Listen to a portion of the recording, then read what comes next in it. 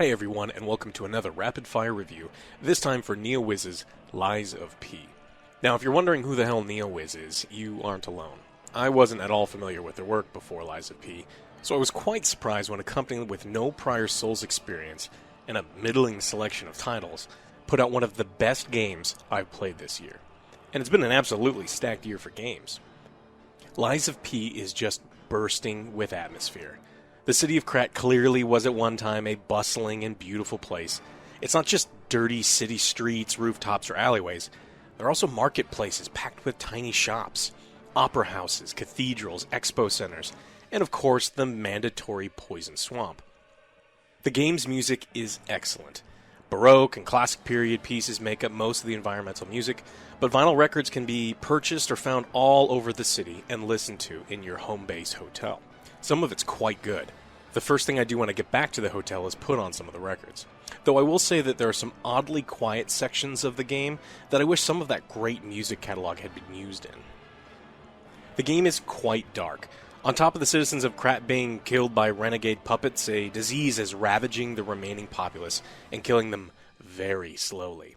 You'll have the option to do small errands for some of them. Some as light as bringing them mementos of dead loved ones. Others, you're looking for the infant of a dying mother.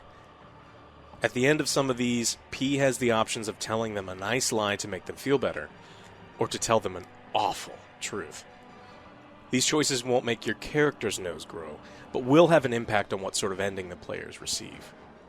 Now, there is a painting that you can find that will grow a long nose as you lie. Choices actually do kind of matter here.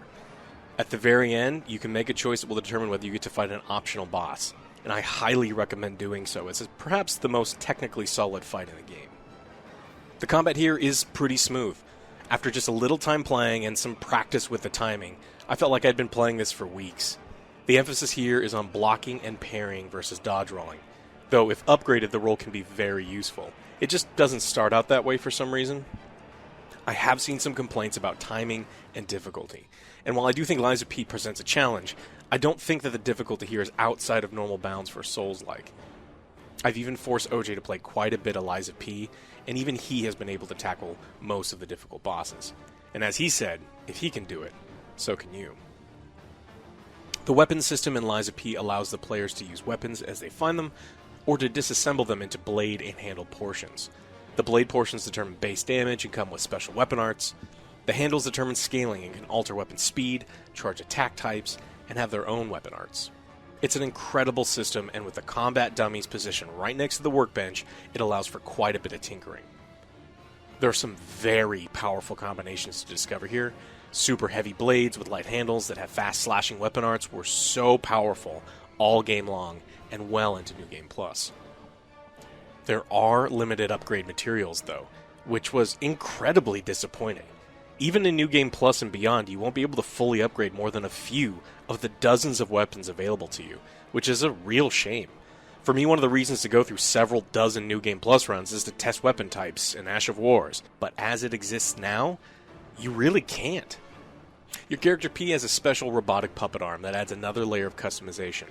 8 different arms with multiple upgrades each that change how they work.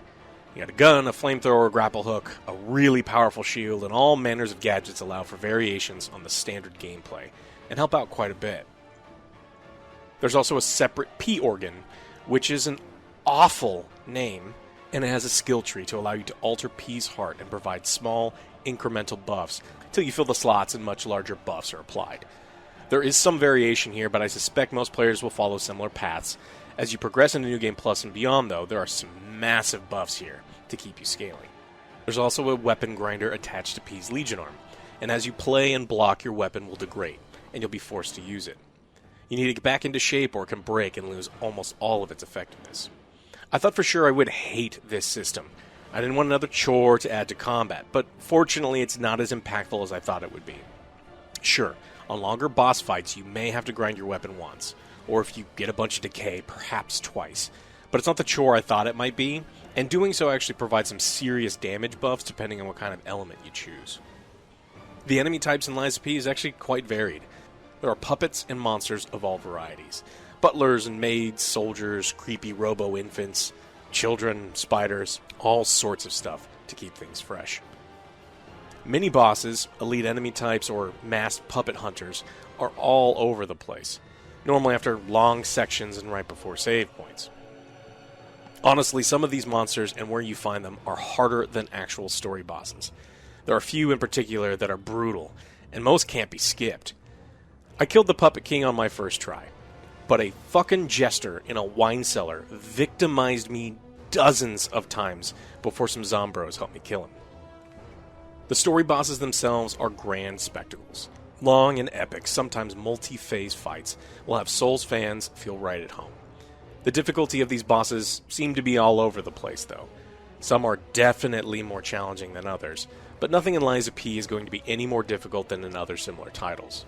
Now, I will say that there are certainly some bullshitty moves that some of these bosses have. Grabs that in no way look like grabs and are unblockable, or double off-speed stutter attacks that made me roll my eyes, or seemingly infinitely long combos that burn through all of your stamina blocking. Lies of P has some clever quality-of-life additions. Potion, recharging as you deal damage when it's empty, provided quite a bit of tension in longer fights, where I was trying to squeeze in damage for a charge. Even simple things like my soul's glowing blue when I can level, and adding icons next to fast travel points to let me know where quests are, really helped.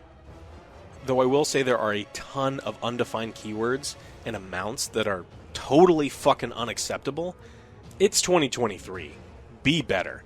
I should not have to Google by what amount things are increased when applying skill points that are not refundable till the game is halfway over. Performance-wise, this is an incredibly optimized game. I was at 120 FPS the entire time I played it on my 2080. And it's so well optimized, it even runs pretty well on my Steam Deck. For a game imitating or inspired by the Soulsborne series, Neowiz did an incredible job. Smooth combat, for the most part. Interesting environments, atmosphere you could chew on, and even the iffy camera, collapsing bridges, and maddening tightrope sections made an appearance. I normally just finish these Souls-like games once, maybe twice, but I've beaten this one 3 times now, and I may do another. Mainly because the weapon system is just so good. Maybe to show those jesters and clowns that I'm the boss now. I'm going to give Lies of P a 9 out of 10.